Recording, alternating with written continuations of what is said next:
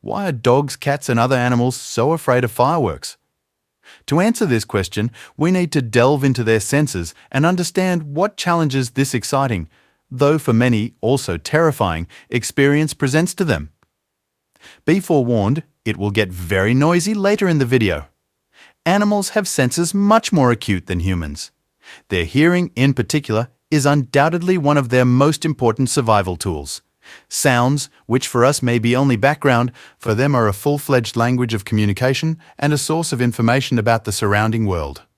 Fireworks, while for us they may be a spectacular illumination of the sky, for animals they are powerful sonic explosions whose intensity and unpredictability are a source of great stress, something like the sounds of war for humans.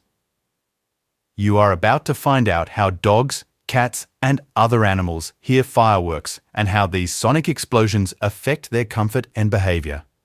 We hope that through this experience you will understand why animals are so in need of our care and understanding during periods that are especially difficult for them. Once again, we warn you that it will be very noisy. Ready? 10, 9, 8, 7, 6, 5, 4, 3, 2, 1.